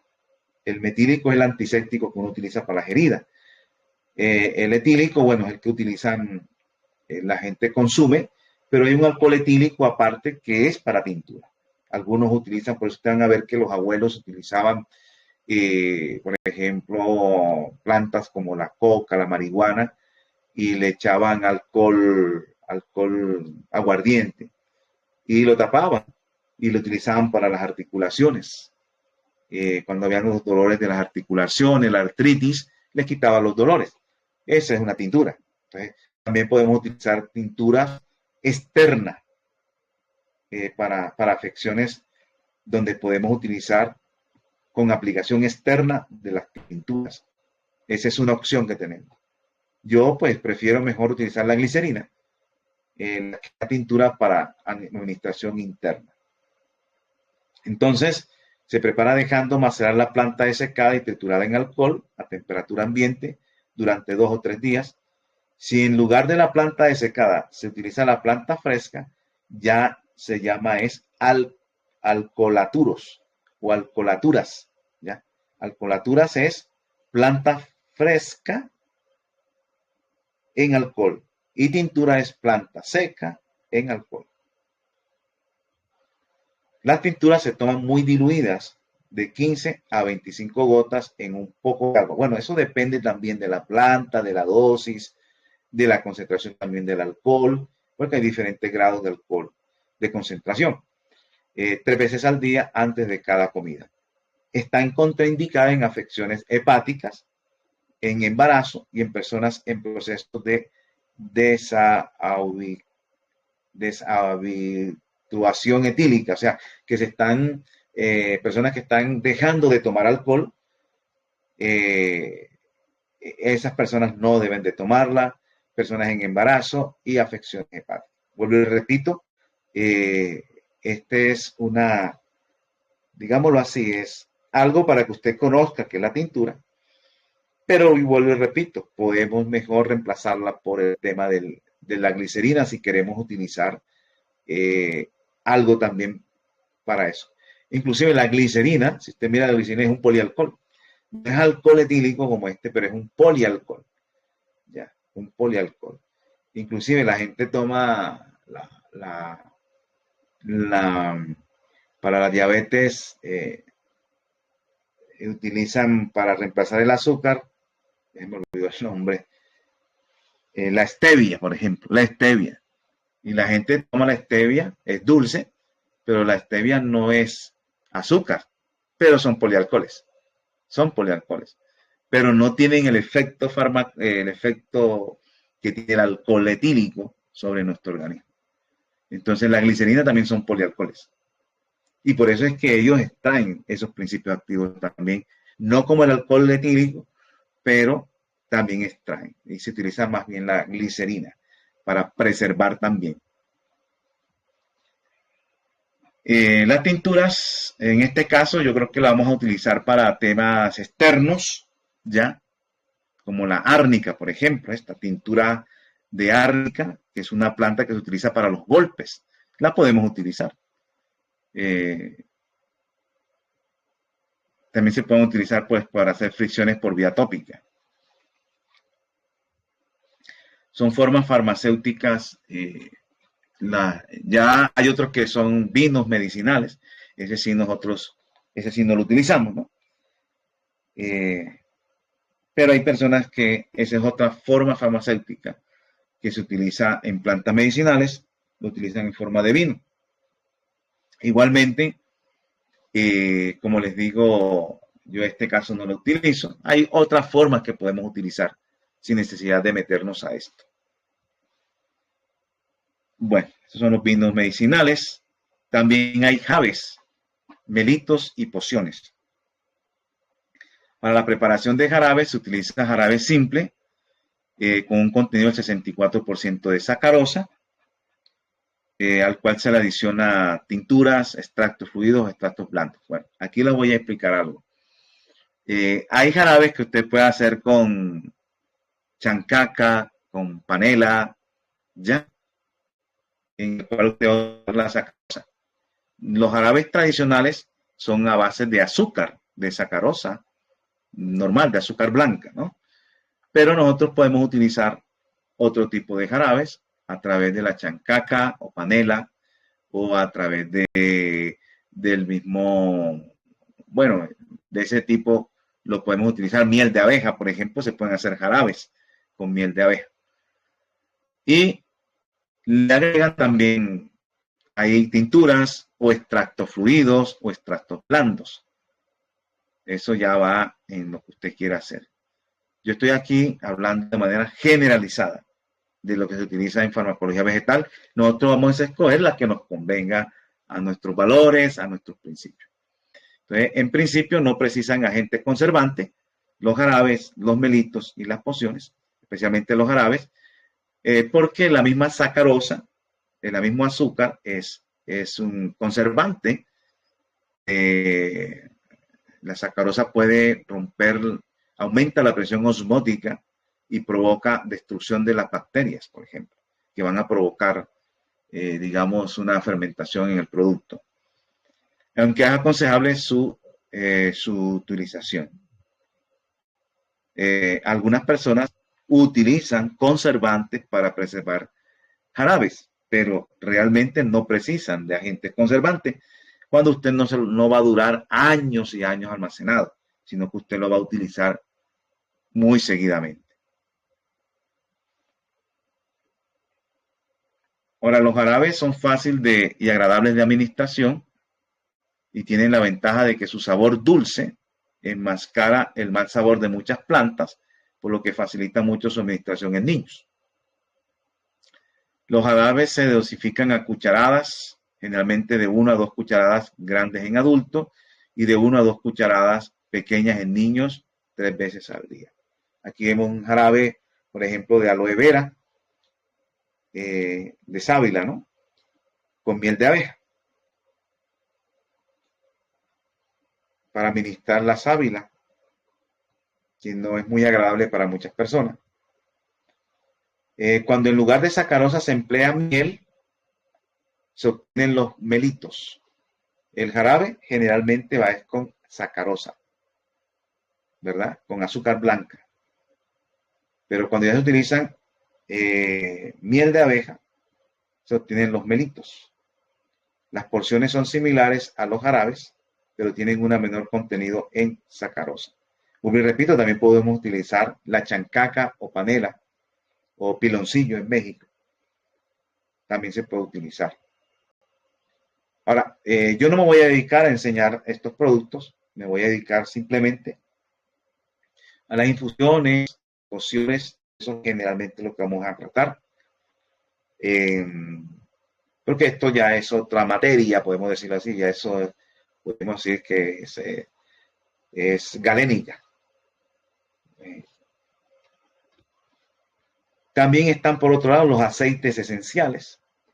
Los aceites esenciales son productos volátiles, lipófilos, o sea, afinidad a las grasas, de olor intenso, que se extraen de las plantas aromáticas mediante diversos procedimientos. También se denominan esencias. Se deben conservar en recipientes de vidrio, herméticamente cerrados, en lugar fresco y protegido de la luz. Los aceites esenciales se pueden utilizar para elaborar productos para inhalación, que serán inhalados directamente o en forma de vapor. Bueno, aquí yo creo que voy a dejar acá. Más adelante vamos a mirar, porque el tiempo ya está avanzando. Vamos a ver cómo hacen un aceite esencial, cómo es que se hace un aceite esencial. Bueno, voy a dejar un espacio para preguntas, para inquietudes. Espérenme un momento. Unos 10 minutos, porque ya el tiempo se nos está agotando.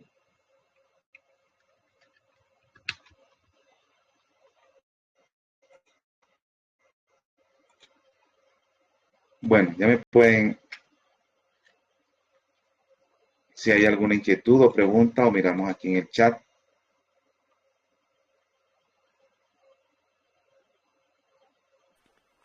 Buenas noches, profesor. ¿Cómo está? Bendiciones. Bien, usted, hermano. Mi pregunta es, ¿cuál es la diferencia entre los hidrolatos y las tinturas madres? Espera un momentico, déjeme mirar algo aquí que... Creo que me equivoqué. Esperen. Ah, no, perdón, estamos aquí en otra cosa. Bueno, a ver si me puede hacer la pregunta. Le estaba preguntando, profe, ¿cuál es la diferencia entre hidrolatos y tinturas madres? Bueno, como vimos ahí,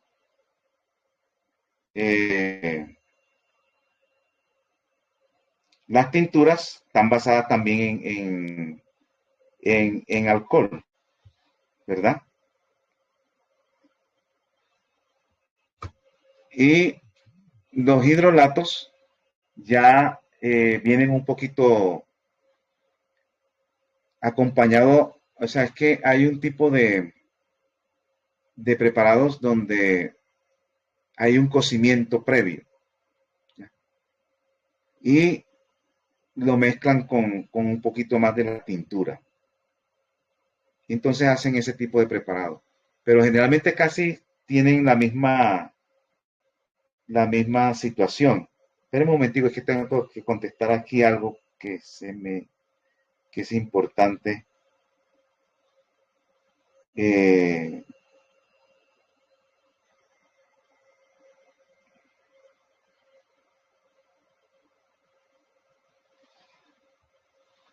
de...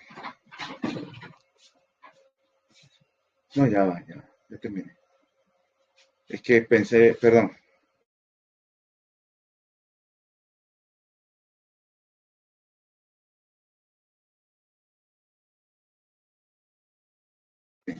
Bueno, los hidrolatos en términos generales, yo les voy a enseñar acá el tema de los aceites esenciales, pero es algo parecido.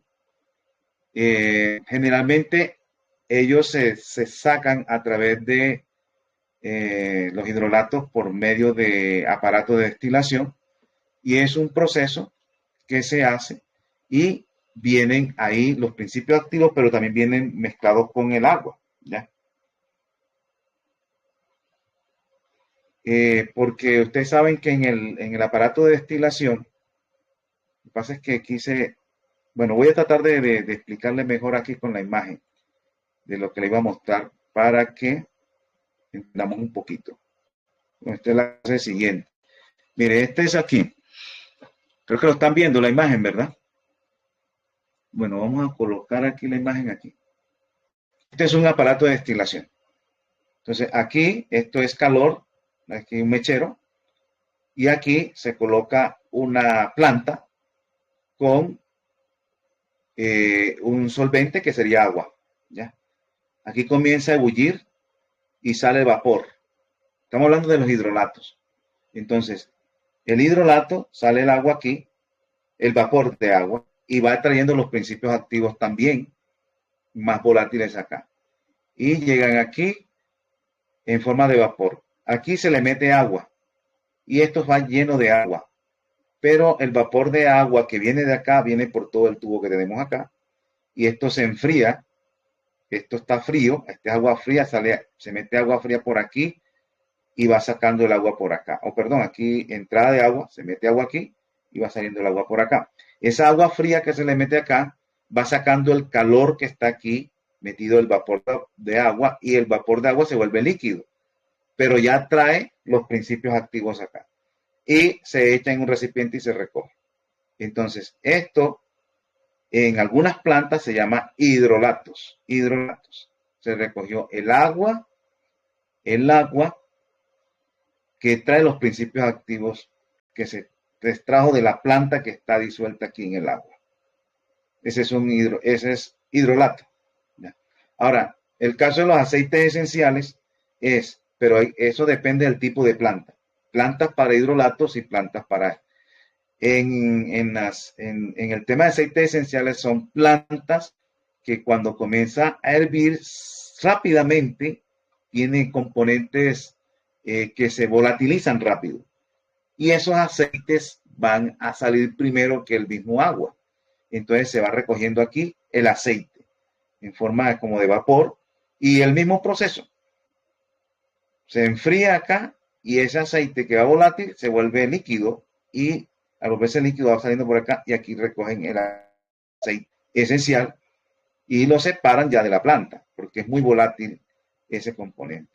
Entonces los hidrolatos son mezcla del principio activo en agua, pero que fue sacado por vapor de agua acá. Esa es más o menos una diferencia. Y la tintura, me parece que me dijo por la tintura, ¿verdad? Sí. Entonces, Bueno, esa sí ya es directamente con alcohol. ok, perfecto, muchas gracias.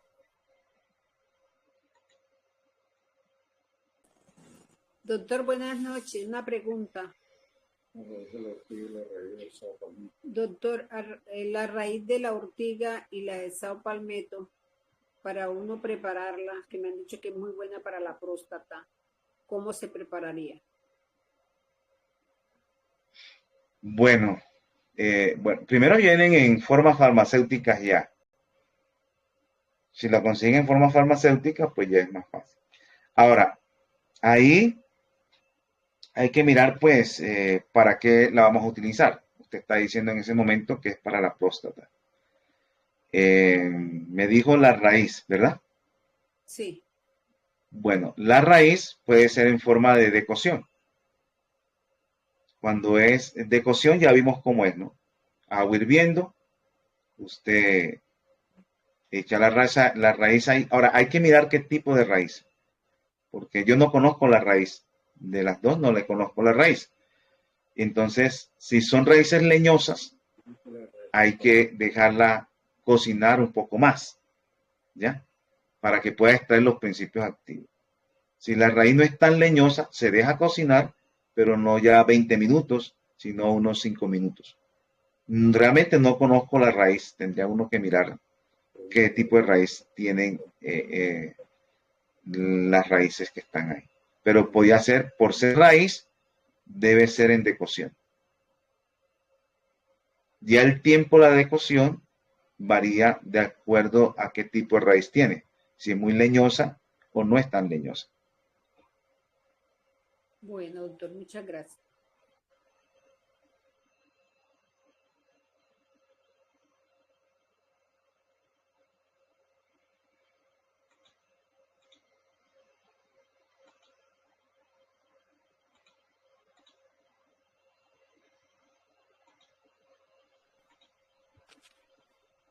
Voy a mirar acá, espera un momento, voy a mirar aquí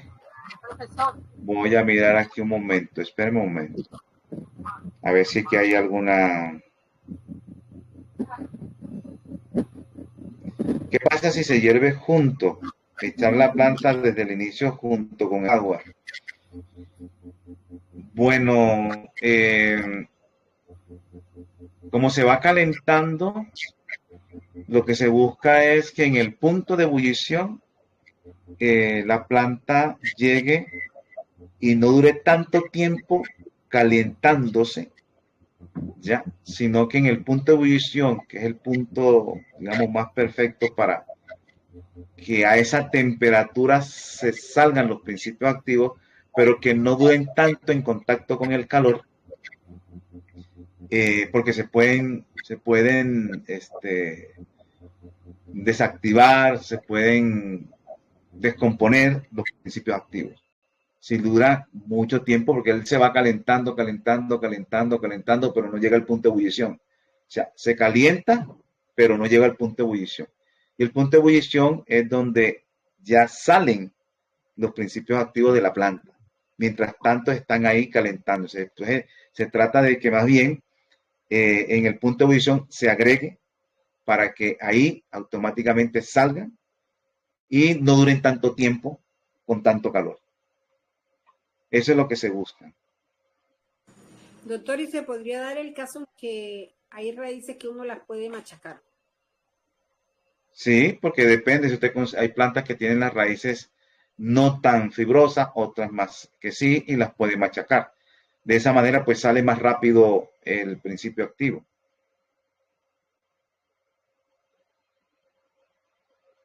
Bueno, doctor, muchas gracias.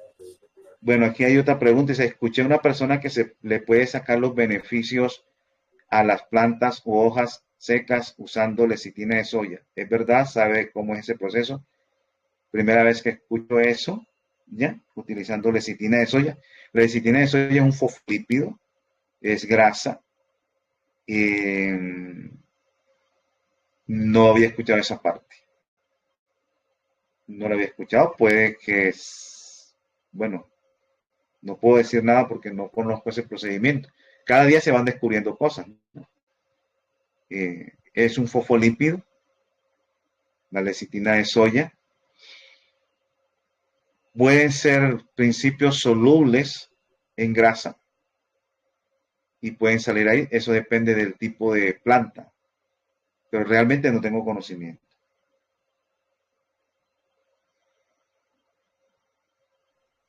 Profe, Profesor, perdón. Sí, hermana. Adelante, hermanita Mari. gracias. Quisiera hacer una consulta, profe. El, el riesgo de toxicidad en el modo de decocción es más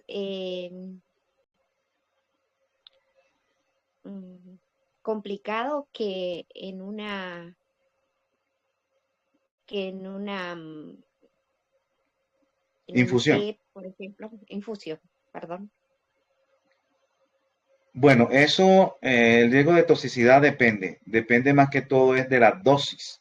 Nosotros vamos a ver en las plantas medicinales una parte que tiene que ver con la toxicidad, porque las plantas medicinales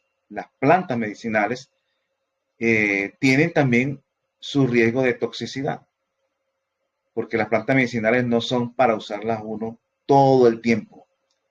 El plan es utilizarla por un determinado tiempo y con nuestro estilo de vida corregir nuestra problemática con nuestro estilo de vida. Y ahí vamos a mirar eso. Y eso varía de una planta a otra. Todo va en la dosis. La dosis es, el primer principio de toxicología que uno aprende es, la dosis es la que determina la toxicidad. Por ejemplo, todas las sustancias son tóxicas. El agua es tóxica. Uno dice, ¿cómo? El agua es tóxica. Claro.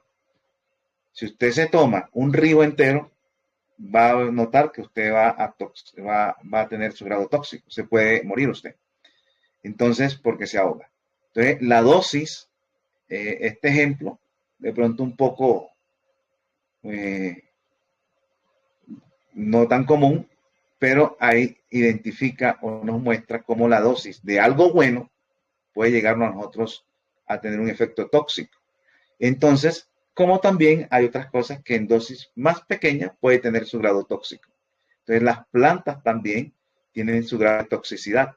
Por eso hay que saberla utilizar y no abusar en el tiempo con ella, porque hay gente lo que quiere es cambiar es la droga blanca por droga verde. O sea, en vez de tomar medicamentos por toda la vida, por decir, para una cosa, tomar solo plantas, porque piensan que tomando la planta todo el tiempo y toda la vida no le va a pasar nada. Ahora, si llega a la dosis de toxicidad, puede ya ocurrir el problema. Entonces, nosotros vamos a ver unos datos ahí sobre la dosis, digámoslo así, la dosis tóxicas que puede llegar a tener problemas en las plantas. Profesor, Bueno, vamos a dejar acá porque ya se nos acabó el tiempo. Gracias. Sí. Estaba en línea y me dio un momentito y la pregunta, quería preguntarle rapidito. En una condición, no recuerdo ahora, fue en la clase de naturopatía que usted dijo que estaba contraindicada en condiciones hepáticas, en mujeres embarazadas. No recuerdo lo que era, pero yo le pregunto con el hígado graso. No sé si usted recuerda la condición que... O sea, la otra condición que había ahí era personas que están dejando de tomar alcohol, que no es bueno que estén tomando tinturas. Ah, exactamente, la tomadera de tintura. En el hígado graso no se puede tomar.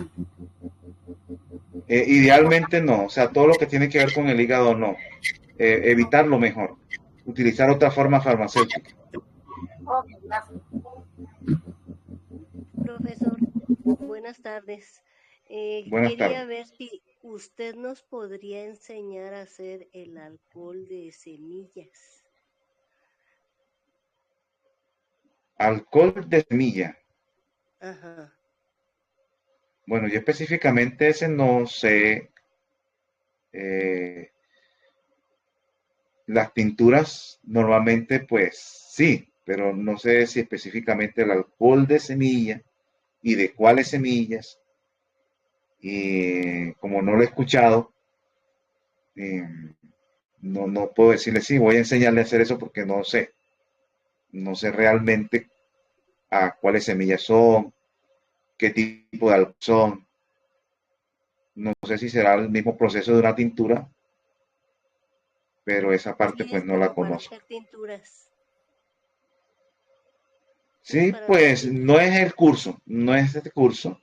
Aquí voy a enfocarme más que todo en infusiones, decocciones, eh, más que todo en eso es lo que me voy a dedicar y no a las otras formas farmacéuticas, porque esa es otra materia, ¿sí me entiendes? Ese es otro curso, aunque yo no lo doy, pero, o no lo tengo planeado dar, ¿no? Sino que queríamos era trabajar solamente las plantas medicinales desde el punto de vista de las tisanas, o sea, lo que es la infusión, la decocción y los extractos. En eso era que me iba a dedicar para utilizarla. Gracias, profesor. Bueno, vamos a dejar acá. Voy a detener aquí la grabación porque